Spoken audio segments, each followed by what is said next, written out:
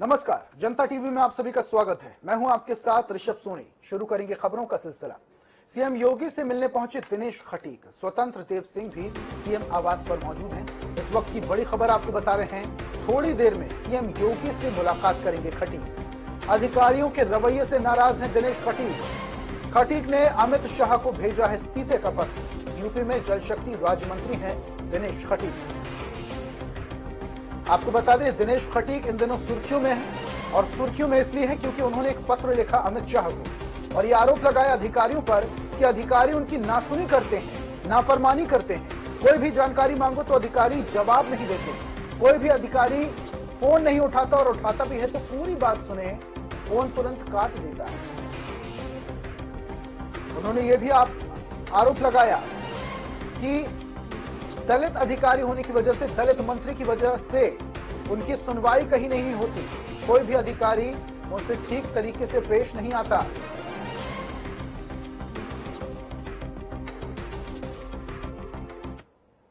राष्ट्रपति चुनाव मतगणना में द्रौपदी मुर्मू की भारी बढ़त देखने को मिल रही है। पहले राउंड में सांसदों के वोटों की गिनती पूरी हुई।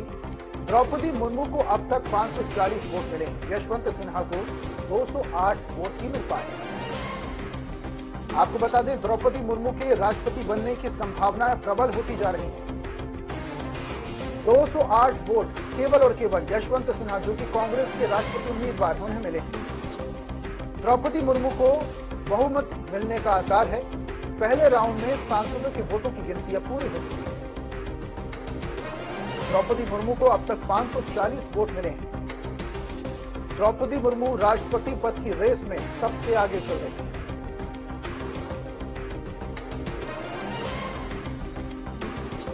इस वक्त की बड़ी खबर आपको बता रहे हैं। सांसदों के वोटों की गिनती फिलहाल पूरी हो चुकी है। पहले राउंड की गिनती पूरी हो चुकी है। द्रौपदी मुर्मू को अब तक 540 वोट मिले हैं।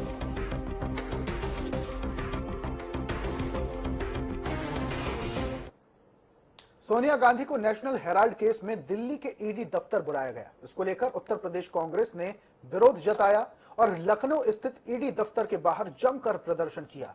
कांग्रेस कार्यकर्ताओं में कई वरिष्ठ नेता भी नजर आए। ईडी के दफ्तर के बाहर कांग्रेसियों ने करीब 1 घंटे जमकर प्रदर्शन किया। ईडी दफ्तर के बाहर और आसपास भारी पुलिस फोर्स तैनात किया गया था, लेकिन कांग्रेसियों को गिरफ्तार करने में पुलिस बल को पसीने भी आए और हल्की नोकझोंक भी हुई। कांग्रेस नेताओं ने आरोप लगाया कि मुद्दे से भटकाने के लिए कांग्रेस के नेताओं को निशाना बनाया जा रहा है। इसी के चलते सोनिया गांधी को भी ईडी दफ्तर बुलाया गया। कांग्रेस की तरफ से लगातार प्रदर्शन किया जा रहा है। जब राहुल गांधी से पूछताछ हुई थी तब भी कांग्रेस के कार्यकर्ता इसी तरह सड़कों पर उतरे थे। आज सोनिया गांधी को ईडी दफ्तर बुलाया गया है और कांग्रेस के कार्यकर्ता सड़कों पर प्रदर्शन कर रहे हैं। हमारे साथ नकुल दुबे जी हैं। क्या वजह है आप लोग पहुंचे हैं सोनिया गांधी की? फिर वही मुद्दा है, हमारे देश में क्या तमाशा हो रहा है। ईडी किसी की बबूती है, सीबीआई किसी के बाप की जागीर नहीं है। आप लोगों ने इतना गंदा कर दिया इस देश का माहौल। भारतीय जनता पार्टी वालों, इस बार तुम जाओगे तो अगले 50 साल तुम्हारा कोई नाम लेने वाला पूरा हिंदुस्तान में नहीं रहेगा। आदरणीय सोनिया गांधी जी, बार बार यही कहता हूँ कि उन्होंने जो देश के लिए बलिदान दिया वही है माई का लाल। कोई प्रधानमंत्री कुर्सी टुकरा सकता है, लेकिन आदरणीय सोनिया गांधी ने कुर्सी को लात मारा था। आज उसी महिला को, उसी सादी महिला को, वो हम लोगों के लिए तो पुण्यात्मा है, उनके लिए जो कि बीमारी में चल रही है, उनको अभी 4 दिन पहले कोरोना का इलाज करा रही थी, उनको आप ईडी के सामने बुला करके इस देश का अपमान करने का करो। कांग्रेस का अपमान इस देश का अपमान है, और एक एक कांग्रेसी इसके लिए अगर अपने उसको प्राणों की आहुति देनी पड़ेगी तो हम लोग अपने प्राणों की आहुति दे करके उनके अपमान का बदला लेने का काम करेंगे, अपमान का बदला लेने का काम करेंगे। नेशनल हेराल्ड को मुद्दा बनाया जा रहा है। ये भी बताया जा रहा है कि नेशनल हेराल्ड में धांधली हुई थी, इसी के चलते इन सबसे पूछताछ हो रही है। और भाजपा के नेता ये कहते हैं कि पूछताछ होने में गुरेज काहेगा। किसी भी नेता को या किसी भी से पूछताछ तो किसी से भी हो सकती है। ये जो इवेंट चलाते हो, कभी कश्मीर फाइल चलाते हो, कभी कुछ चलाते हो, कभी कुछ चलाते हो। आज आपका इवेंट आदरणीय सोनिया गांधी जी बन गई है। तुम्हारी इतनी औकात हो गई, तुम कांग्रेस के राष्ट्रीय अध्यक्ष को ईडी के आगे बुला कर बंद करने का काम कर रहे हो। कांग्रेस पार्टी की सरकार रही हो, बताइए किसी मुखिया को कभी कांग्रेस पार्टी ने अपमान करने का काम किया हो। ये ईडी बुला करके कोई जांच पड़ताल नहीं हो रही है, कोई परीक्षण नहीं हो रहा है। कितने का मामला है, जहाँ हजारों करोड़ खा जा रहे हैं। जाइए पूछिए अभी आप प्रदेश सरकार से, जाइए पूछिए आप केंद्र सरकार से। अपने लिए तो बना लिया नियम, अब कोई जांच नहीं हो सकती, कोई ऑडिट नहीं हो सकता, और सोनिया गांधी जी की ऑडिट के लिए ईडी बुलाया जा रहा है। इस देश में तमाशा हो रहा है। राहुल गांधी को भी जब बुलाया गया था तो घंटों पूछताछ हुई थी, कई दिन तक पूछताछ चली थी। उससे क्या निष्कर्ष निकला, क्या कांग्रेस के अंदर बातचीत हुई, उससे क्या उसके निष्कर्ष क्या निकला आखिर? देखिए, ये पूरा का पूरा इवेंट चल रहा है भारतीय जनता पार्टी का, और भारतीय जनता पार्टी एक इवेंट फिर दूसरा इवेंट, उनके पास कोई काम धाम बचा नहीं है। इस प्रदेश और देश के विकास से कोई लेना नहीं है। हम लोग 5 किलो राशन लें, वैक्सीन टीका लगवावे, उनकी फोटो खिंचवावे, उनके चुनाव करावे, उनको जिताते रहे, वो यही पूरे देश में चाहते हैं। बहुत शुक्रिया से बात की। नकुल दुबे जी हैं, इनका कहना है कि जो मुद्दे को भटकाने के लिए ईडी का इस्तेमाल किया जाता है, इसीलिए पहले राहुल गांधी को निशाना बनाया गया और अब फिर राहुल गांधी के बाद अब सोनिया गांधी को निशाना बनाया जा रहा है, और इसके पीछे सिर्फ वजह मुद्दों को भटकाना ही है। कैमरा पर्सन आशीष के साथ तौफीक दुबे, जनता टीवी लखनऊ। कांग्रेस नेता सोनिया गांधी को ईडी ने समन भेजा है, जिसके बाद देश भर में कांग्रेसी बेहद आक्रोशित हैं। दिल्ली से लेकर देश भर के कई राज्यों में कांग्रेस लगातार प्रदर्शन कर रही है। उत्तराखंड की राजधानी देहरादून में भी कांग्रेस ने ईडी मुख्यालय के बाहर धरना प्रदर्शन कर केंद्र सरकार के खिलाफ जमकर नारेबाजी की। कांग्रेस मुख्यालय से ईडी मुख्यालय तक पैदल मार्च करते हुए कांग्रेस कार्यकर्ताओं ने केंद्र सरकार के खिलाफ प्रदर्शन किया। तरीके से सत्ता में बैठे हुए लोग विपक्ष की आवाज को दबाने के लिए लगातार सीबीआई, ईडी और इनकम टैक्स का जो रिपोर्ट कर रहे हैं, उसके विरोध में आज पूरे देश के अंदर आम जन में आक्रोश है। और इसी कड़ी में हमारी राष्ट्रीय अध्यक्ष सोनिया गांधी जी, राहुल गांधी जी द्वारा जो है लगातार ईडी के माध्यम से जो है प्रताड़ित करने का काम किया जा रहा है। कांग्रेस जनों में आक्रोश है और निश्चित रूप से हम सड़कों पर उतर करके इसका घोर विरोध करते हैं और आज ईडी कार्यालय पर हम धरना दे रहे हैं। देखिए, ईडी राजनीतिक षड्यंत्र नहीं रच रही है। ईडी को दबाव में लेकर राजनीतिक षड्यंत्र रचवाया जा रहा है। जो संस्थान सरकार से ऊपर थे, इंडिविजुअल थे, भारतीय सेना है, ईडी है, जो है अपना सीबीआई है, ये सब संस्थान जो है कि इंडिविजुअल इकाई थे, और आरबीआई है, इन पे भरोसा था लोगों को। लेकिन आज ये सरकार की कठपुतली बनकर नाच रहे हैं। लगातार जो संवैधानिक संस्था है उनका इस्तेमाल विपक्ष की आवाज़ को दबाने के लिए किया जा रहा है, और विपक्ष लगातार इस बात को कह रहा है कि आप एक मृत चीज़ को दोबारा पुनर्जीवित क्यों कर रहे हैं। जब ईडी ने एक बार इसमें हमको क्लीन चिट दे दी है, तो एक विवादित अधिकारी जो आज बीजेपी का विधायक भी है उत्तर प्रदेश में, उससे आपने इसको पुनर्जीवित कराया है। नेशनल हेराल्ड मामले में जिस तरह से कांग्रेस की राष्ट्रीय अध्यक्ष सोनिया गांधी को ईडी मुख्यालय में तलब किया गया है, उसके बाद देश भर में कांग्रेसी कार्यकर्ता विरोध प्रदर्शन कर रहे हैं। उत्तराखंड की राजधानी देहरादून की अगर बात की जाए तो ईडी मुख्यालय के बाहर बड़ा विरोध प्रदर्शन उत्तराखंड कांग्रेस की तरफ से किया गया है। तमाम दिग्गज नेता, वरिष्ठ नेता यहाँ पर मौजूद हैं, और कांग्रेस के प्रदेश अध्यक्ष करण माहरा के नेतृत्व में पूरा आंदोलन की रूपरेखा तय की गई थी। और जिस तरह से बड़े आरोप लगाकर यहाँ पर कांग्रेस के राष्ट्रीय नेताओं को ईडी की तरफ से तलब किया जा रहा है, तो उत्तराखंड कांग्रेस का सीधा सा आरोप है कि राजनीतिक षड्यंत्र केंद्र सरकार रच रही है, और उसी के चलते विपक्षी नेताओं को दबाने की एक कोशिश यहां पर की जा रही है। और साफ है कि बड़े मुद्दे जब भी विपक्ष उठाने की कोशिश करता है, उसको ईडी के माध्यम से या केंद्रीय जो एजेंसियां हैं उनके माध्यम से केंद्र सरकार दबाने की कोशिश करती है। और ये पूरी तरह से एक राजनीतिक षड्यंत्र है जो विपक्ष के नेताओं को दबाने की साजिश के तौर पर सामने आ रहा है। कैमरामैन रुपेश नेगी के साथ अजीत काम्बोज, जनता टीवी, देहरादून। तो ये 3 तस्वीरें आपकी टीवी स्क्रीन पर, जहां पर कांग्रेस का देश भर में विरोध प्रदर्शन देखने को मिल रहा है। वाटर कैनन की मदद से प्रदर्शनकारियों को तितर-बितर करने की कोशिश, और दूसरी तस्वीर जहां पर प्रदर्शन के दौरान कार में आग लगा दी गई, और तीसरी तस्वीर ट्रेन रोककर प्रदर्शन किया गया। बेंगलुरु में ट्रेन रोकी गई, और इसके अलावा दिल्ली में कार में आग भी लगाई गई, और वाटर कैनन की मदद से प्रदर्शनकारियों को तितर-बितर करने की कोशिश। ये 3 तस्वीरें पूरे देश में कांग्रेस का प्रदर्शन है, और ये प्रदर्शन इसलिए क्योंकि ईडी ने कांग्रेस की अंतरिम अध्यक्ष सोनिया गांधी को समन भेजा और उनसे 2.5 घंटे तक पूछताछ चली।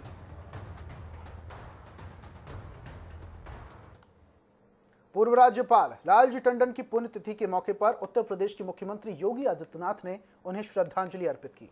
इस दौरान उत्तर प्रदेश के दोनों डिप्टी सीएम केशव प्रसाद मौर्य और ब्रजेश पाठक के अलावा पूर्व deputy CM doctor Dinesh Sharma समेत बीजेपी के कई मंत्री और बड़े नेता मौजूद रहे। पूर्व राज्यपाल को श्रद्धांजलि देने के बाद सीएम योगी ने कहा कि लालजी टंडन ने लखनऊ के माध्यम से प्रदेश को नई पहचान प्रदान करने का उल्लेखनीय काम किया। उन्होंने लखनऊ के विकास और प्रदेश को पहचान दिलाने के लिए पूरा जीवन समर्पित कर दिया था। सर्वे लालजी टंडन जी की आज पुण्यतिथि है। मैं इस अवसर पर उत्तर प्रदेश शासन और पूरे प्रदेश वासियों की ओर से उन्हें विनम्र श्रद्धांजलि अर्पित करता हूं। हम सब जानते हैं कि सफेद टंडन जी लखनऊ की एक पहचान थी। लखनऊ के विकास के लिए और लखनऊ के माध्यम से प्रदेश को एक पहचान दिलाने के लिए उन्होंने पूरा जीवन समर्पित किया। उत्तर प्रदेश के 22 लाख से ज्यादा सरकारी कर्मचारियों के साथ ही पेंशनर्स को कैशलेस इलाज का तोहफा मिला है। लोक भवन में मुख्यमंत्री योगी आदित्यनाथ ने पीड़ित पंडित दीनदयाल उपाध्याय राज्य कर्मचारी कैशलेस चिकित्सा योजना के अंतर्गत 22 लाख से ज्यादा सरकारी कर्मचारियों को कार्ड प्रदान करने की योजना का शुभारंभ किया। इस मौके पर सीएम ने 10 कर्मियों और सेवानिवृत्त कर्मचारियों को राज्य हेल्थ कार्ड वितरित किए। इस योजना से 22 लाख राज्य कर्मचारी, रिटायर कर्मचारी और उनके आश्रितों समेत 75 लाख लोगों को लाभ मिलेगा। कार्यक्रम के दौरान सीएम ने कहा कि हम राज्य कर्मचारियों की पूरी चिंता करते हैं और कर्मियों को चाहिए कि वो जनता की फिक्र करें। सीएम ने कहा कि अगर टीम वर्क में काम किया जाए तो उसके अच्छे परिणाम सामने आते हैं।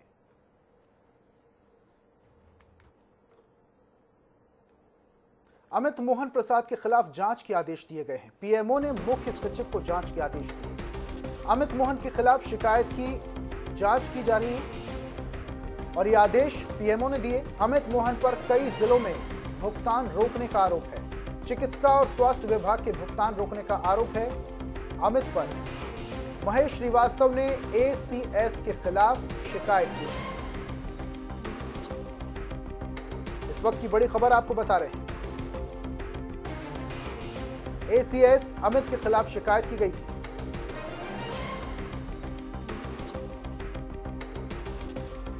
और इस पर ज्यादा जानकारी के लिए तौकीर हमारे साथ लाइव जुड़े हुए हैं। तौकीर, अब अमित पर कार्रवाई होगी। पीएमओ की तरफ से उनके खिलाफ जांच के आदेश दिए गए हैं। कहां तक पहुंची ये जांच और कितना पुख्ता सबूत है इस जांच को लेकर?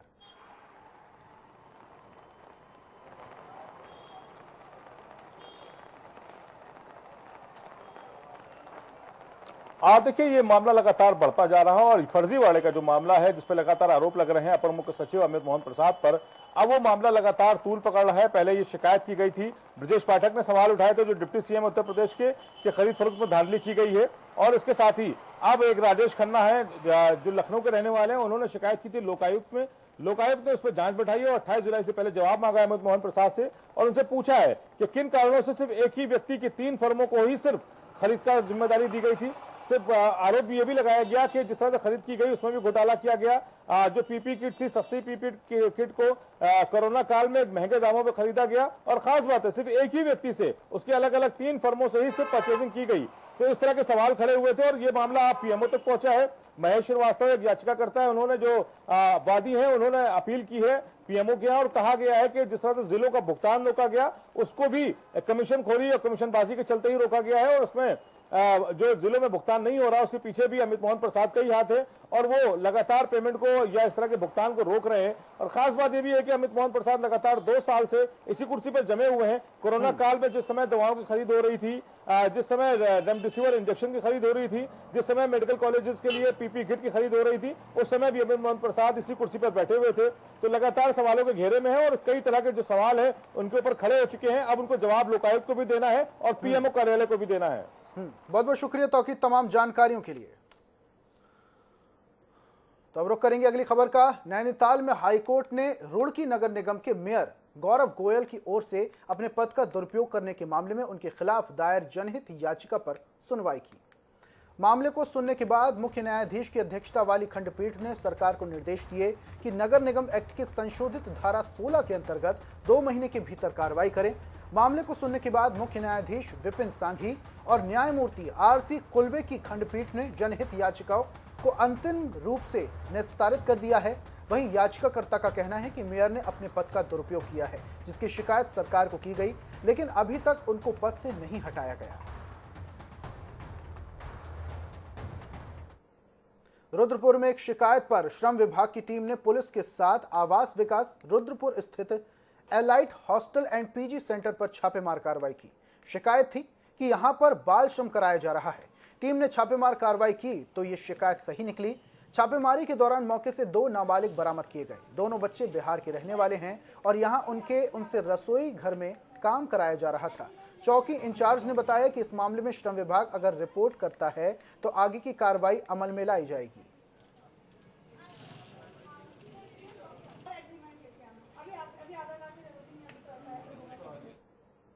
हल्द्वानी समेत पहाड़ों पर लगातार हो रही बारिश के चलते नदी नाले उफान पर हैं।